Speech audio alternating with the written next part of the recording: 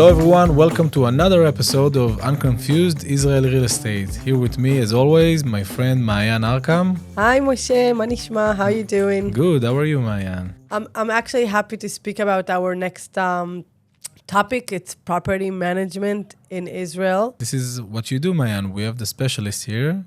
Where are your clients come from?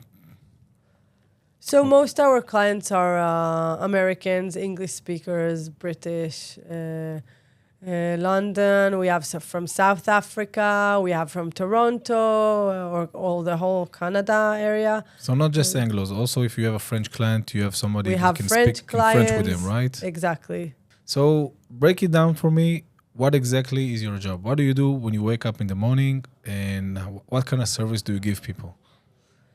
When I wake up, I usually go and train and do sports. But after that, we're coordinating between the property and their needs and all the tenants, the insurance companies, the pool guys, the gardeners, the air conditioner, all the systems of the house. We also have a software that we developed that all the information of the property is kept with us, meaning who fixed what, when, where, how much it costs, do you have liability, does he have warranty, everything in a special case that we built, software that we built, and then we can track problems that they had.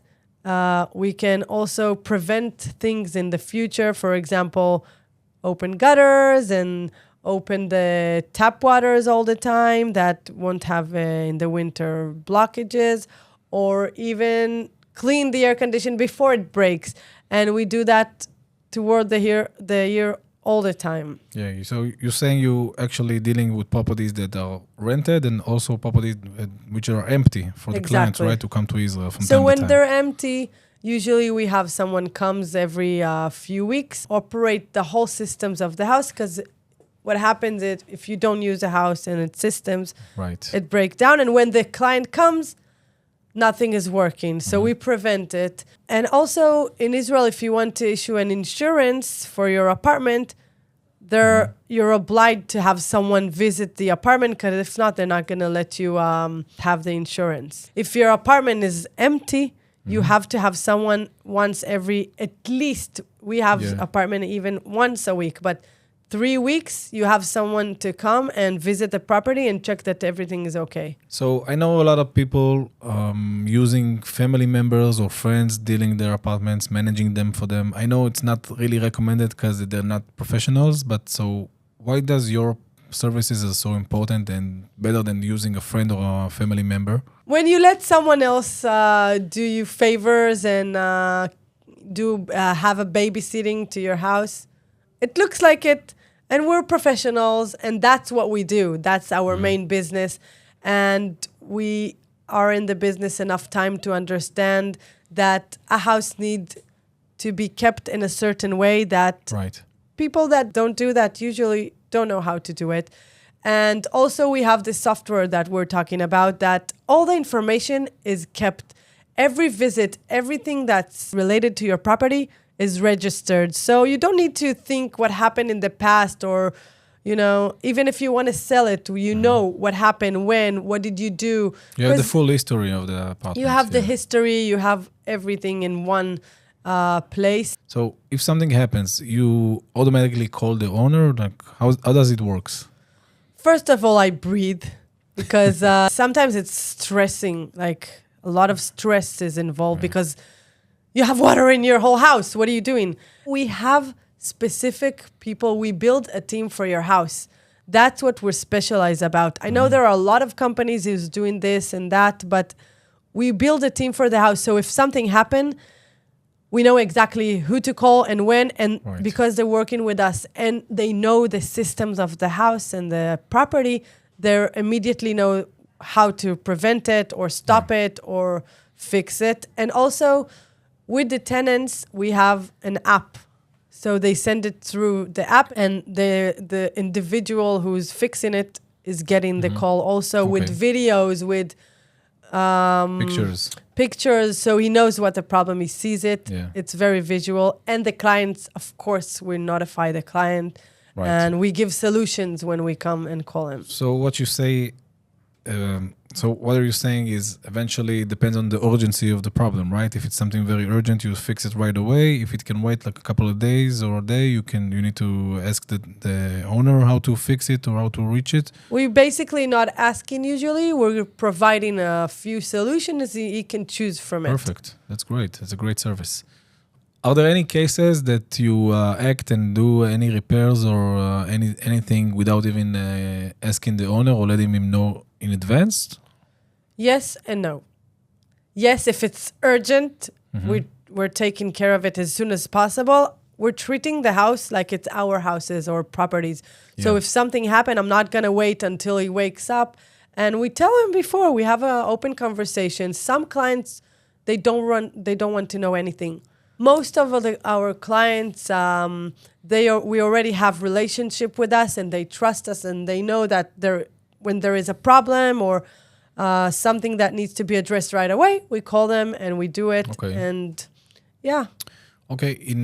In providing these property services, in which point or timeline do you turn to a lawyer or a lawyer is involved in the process? I'm a lawyer as well and also a mediator. And most of the stuff that happens, we find the solution and without court. And sometimes I put my lawyer hat and use the tools. For example, we have a problem with a company that didn't provide something or something is being late or damage from the neighbor or downstairs. So I write a legal letter to them and explain what needs to be done. Usually it's making the job easier. It solves it in that point. So having said that, we still have always a lawyer in the picture because when you purchase the property, some of our clients, they didn't open an account in Israel. As you know, you also assisting people to open an account in Israel that lives abroad. And sometimes all the property expenses still coming out of the account. Yeah. So the personal account of the client. Exactly. And sometimes we don't have access to the account and the lawyer does. So that's where the lawyer comes to the Okay. To make wires and as a power to make attorney wires. from the account, To also we have to see that the rent is being transferred every month as the contract says. So sometimes we ask him to check if it's in, and it's not enough to get proof from the tenant. We have to actually see that it goes into an account. And so that's where you come from, or the lawyer. Yeah, steps in. Do you have an interesting example for a tenant or something regarding your work as a property manager you want to share with us? First of all, I have a lot of very funny stories. And but there was a case in Bat Yam.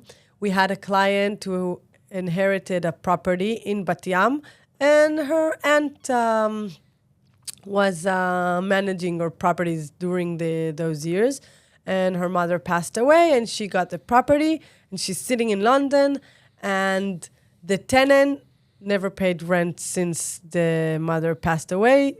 The aunt didn't know because no one checked it. And after a few years, she wanted to sell the property, and she saw that this lady doesn't have a contract even. She's sitting there with 3 kids, no husband, a very, very sad case. And in Israel, you can't kick someone out of the apartment, just say bye-bye. It doesn't work like this. Right. Especially if you have young kids. Yeah. And she was a bit sick in her head. And we said, okay, what can we do? If we submit something to the court, even if we have the rights of kicking her out, it will take 6 months, a year, even more. What should we do? So that's where I pulled my hat of... Your lawyer hat. No, actually not the lawyer hat. So which hat? How many you have? The mediator one. I went to this lady and I asked her, why can't you leave the apartment? The landlord needs it. She needs to sell it because she really needs the money. And we discovered that she can't find an apartment because no one wants to rent out an apartment to someone with 3 kids without checks. We had to find a solution.